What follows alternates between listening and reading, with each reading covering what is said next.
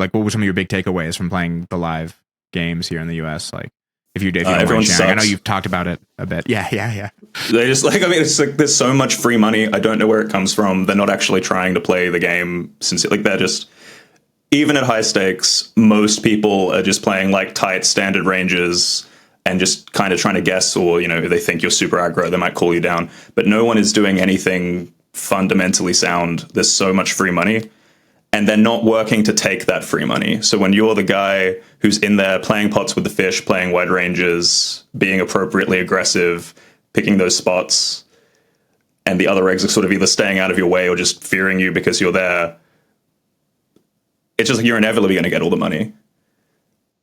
Like the guys I was staying with, they had multiple like plus 50K sessions where it's just like no one else is seriously going to get the money from the whale because they're just out there battling way harder. One of them called like a $30,000 flop over, like the guy 4-bets him, jams the flop on 10 high. He starts speech playing him, and he tank calls him with Jack 10 high because this particular guy has a lot of 5 high in his like 4-bet range. So he called a $30,000 flop jam with 20K in the middle. Yeah. Wow, no one else is even considering it. Like, that's a really extreme version of playing, you know, hand versus range. But he was in the mindset, it was like, okay, what's actually going on here? What is this guy doing? And they had a long history, so we had a lot of evidence to back this up. But, like, that was the coolest hand history I ever heard. He didn't show. He said some nonsense, but he had 8 high or something, and just mucked. Yeah. But he looks at him and says, "I'm thinking of calling with Jack high," and then the guy gets scared. Man. And so like that's some level. That's some. It was crazy. And then they have this aura too, because like they're just breaking the game like every night. They're like the first one's there, last one's out. Just that alpha reg, like table presence. I think that's where you want to be. Home field advantage, just know all the players and just be some sicko that no one wants to tassel with. And I don't think it takes that much, especially if you aren't playing literally the biggest game in the casino, like, you know, 10-20 or 20-40 or whatever. It's just, compared to online, it's very easy to do that, but it is a different skill set to survive in that environment. Yeah, every time I go back to playing live, I was just at WPT in December, and I went and played the 10-20, which used to be a 10-20-40, but now it's just a 10-20 with a $20 big blind ante. And this is notoriously like one of, I'm gonna get in trouble because people saying this, but people say like this is one of the toughest games in Vegas. But every time I go, I'm surprised at kind of the complacency of even the competitive players, like even the regs. Like you can kind of tell.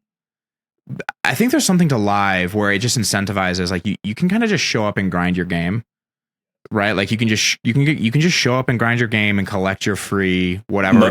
Most of those guys, they're not even like chatting hands with friends in any serious way. Like, it is just like they know they have edge. And I think there's a few things, like you made me think of this. If you're playing like 40, 50 hours a week, high stakes, stressful poker, like late nights, and then you're trying to sleep like 2 days in a row afterwards. It's like you're so stressed out that I don't even see what the capacity is for like higher level reflective learning. Like just when you like, how can you be in like a open learning state when there's that level of like sort of chronic stress that you're just enduring? The entire thing is being able to grind that hard and realize your edge.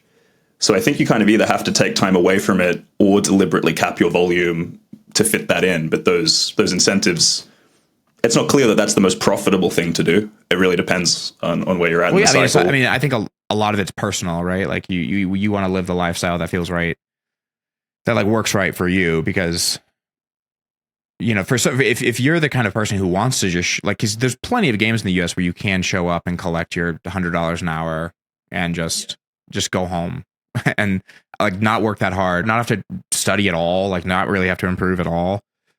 And I think if that's what you want to do, and that's like what's right for you, that's awesome. I also think though that a lot of people would be surprised at how little work it would take you to, say, have a 50% improvement at least in your win rate. I think there's the perceived risk of like, I've got this winning strategy that makes 100 an hour with no effort, and now you're going to make me doubt my game and question myself, and then maintain that balance of like humility, and you still need to be really confident while changing stuff. that's a big thing online coaching. Like a lot of people struggle to work on one aspect of their game without changing everything or overthinking everything, you know? And then I like just learning online to systematize, I'm working on this line, I'm working on this spot, I'm working on this specific thing, and the rest of my game isn't going to shift because I actually have it. I have a plan written down, you know what I mean? I think a lot of people are trying to just understand poker on the whole, or look at the guy and make a perfect read and just synthesize this brilliant genius thing in real time. And I think it's a lot more about knowing a sort of baseline and then like shifting from there and being open to those, 1 in 20 hands or something where you do just pick a read and go with it. All right, guys, thank you so much for watching. The new episode with Darius will go live on Wednesday, January 15th at 1 p.m. Eastern time. Until then.